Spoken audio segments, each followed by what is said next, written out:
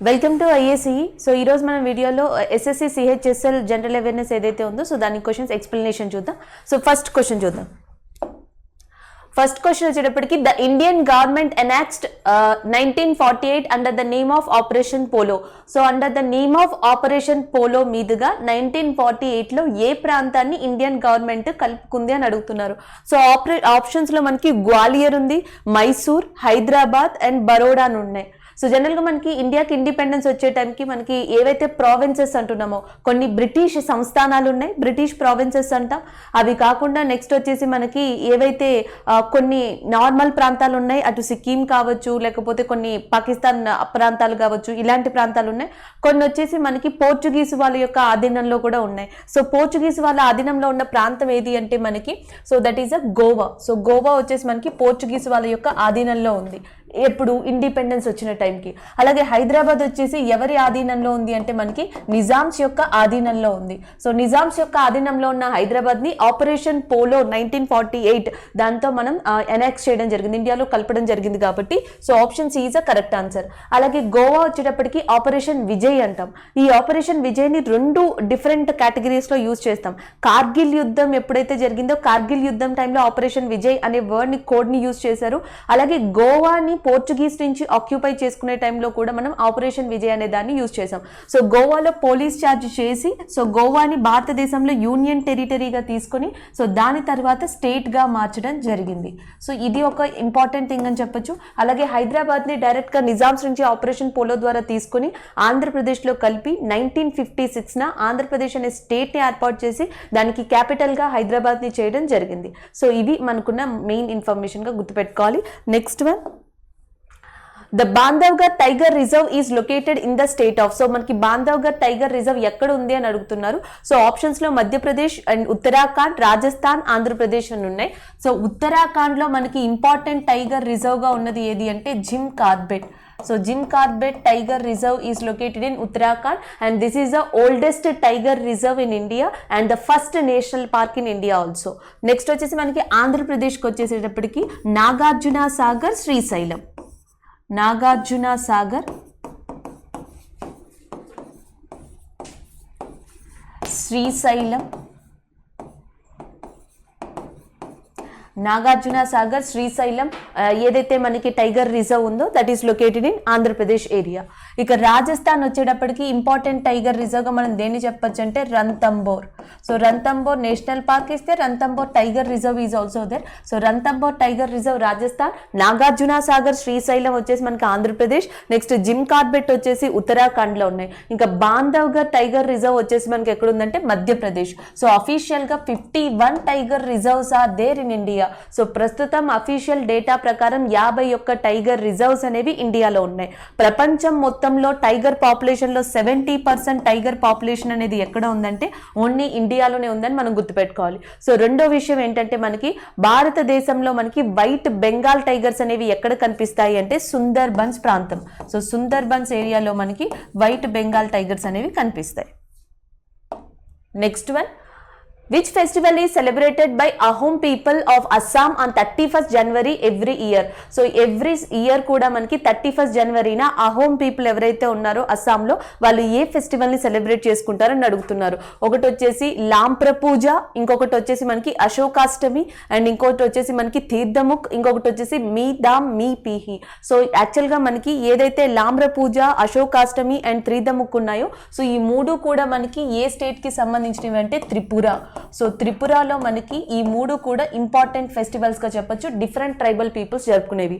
So మనకి Ahom people చేసుకునే ఏదైతే మనకి మెయిన్ పండుగ ఉందో అస్సాంలో సో ఆ పండుగ వచ్చేసి మనకి జనవరిలో ఏదాన్ని సెలబ్రేట్ చేస్తారు అంటే మీ దామ్ మీ పై అని ఏదైతే ఉందో సో ఈ పండుగని సో 31st జనవరిన అస్సాం ప్రాంతంలో జరుపుకుంటారు. అలాగే అస్సాం ప్రాంతంలో ఇంకొక ఇంపార్టెంట్ ఫెస్టివల్ గా మనం దేన్ని చెప్పొచ్చు అంటే Bihu festival. So Bihu festival ని కూడా మనం అస్సాంలో ఇంపార్టెంట్ గా చెప్పొచ్చు. So next one, the sino-arterial node is located in the. So జనరల్గా sino-arterial node అనేది ఎక్కడ ఉంటుంది అని అడుగుతున్నారు. బ్రెయినా, స్టమక్కా, బ్లాడరా, హార్టా అని. సో మనకి ఆన్సర్ వచ్చేసి heart.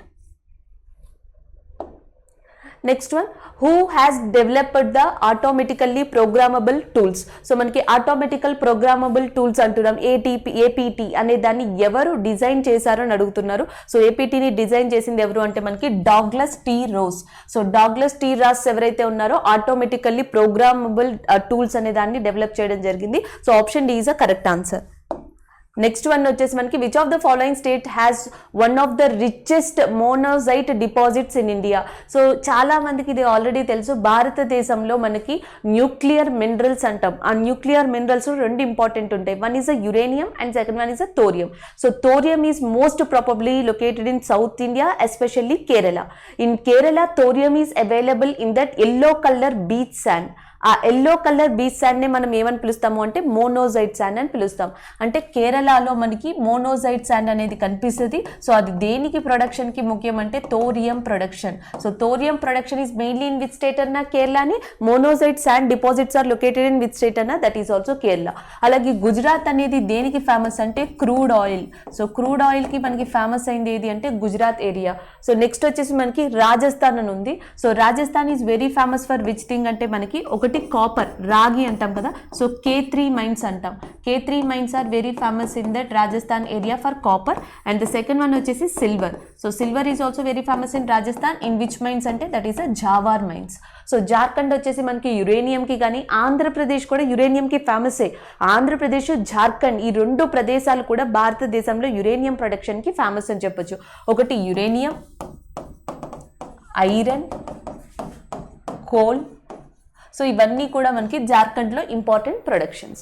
So the next one, 1 petabyte equal to how many 1 petabyte equal to ఎంత అని అడుగుతున్నారు. So 1 petabyte equal to 1024 tetrabytes TB. Option C is a correct answer.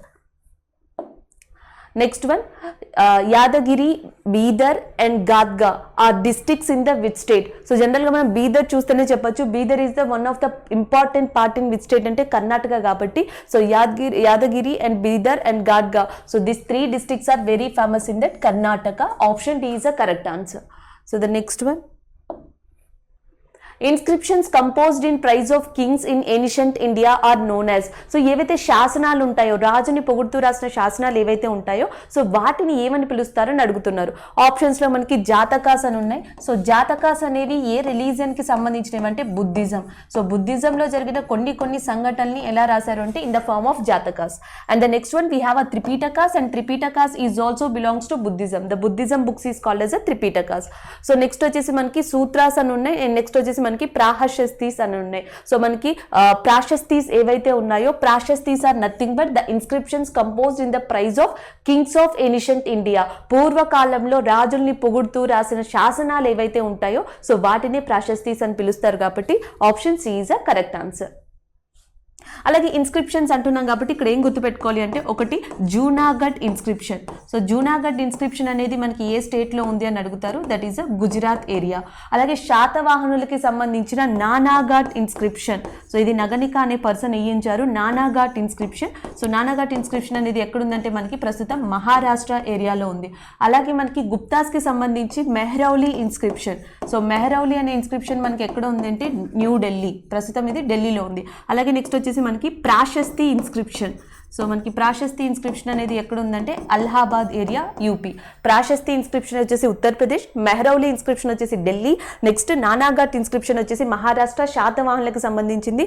Junagadh inscription, Junagadh శాసనం వచ్చేసి మనకి గుజరాత్ ఏరియాలో ఉందని గుర్తుపెట్టుకోండి. So the next one, so next, the Maharaja of which person was the first Indian cricket to serve as a president of the board of control of cricket in India.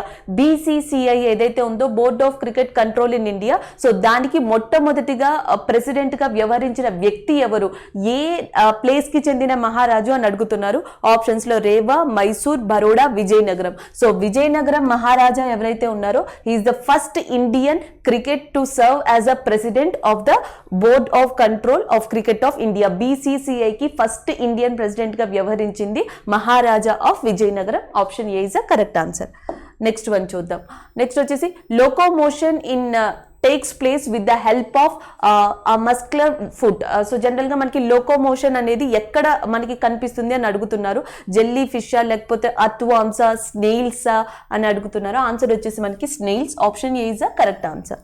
So the next one, depression is a which kind of disorder. So depression అనేది ఏ type of disorder అని అడుగుతున్నారు. So జనరల్గా మనకి ఏదైతే depression ఉందో, depression is a such kind of mood disorder. So mood swings ఏవైతే ఉంటాయో so దాన్ని బట్టి మనకి డిప్రెషన్ అనేది రిలేట్ అయి ఉంటుందని చెప్తుంటారు. So option D is a correct answer. Next one, which was a mentor to both Mahatma Gandhi and Ali Jinnah. Mohammed Ali జిన్నాకి మహాత్మా గాంధీకి గురువుగా వ్యవహరించిన వ్యక్తి ఎవరు అని అడుగుతున్నారు. Lala Lajpat Rai, Balgangadhar Tilak, Rabindranath Tagore, Gopalkrishna Gokhale. So Gopalkrishna Gokhale is acted as a both mentor to that both Mahatma Gandhi and Mohammed Ali Jinnah. Mohammed Ali జిన్నాకి, గాంధీకి ఇద్దరికి మెంటర్గా యాక్ట్ చేసిన వ్యక్తి ఎవరు అంటే గోపాలకృష్ణ గోఖలేగా మనం గుర్తుపెట్టుకోవాలి. ఇంకొక ఇంపార్టెంట్ థింగ్ వచ్చేసి మనకి లాలా లజపతి రాయ్ కానీ, బాలగంగాధర్ తిలక్ కానీ, బిపిన్ చంద్రపాల్ కానీ ఎవరు అంటే ఎక్స్ట్రీమిస్ట్ అని గుర్తుపెట్టుకోండి. దే ఆర్ దట్ ఎక్స్ట్రీమిస్ట్, అతివాదులు. లాల్, బాల్, పాల్ అంట.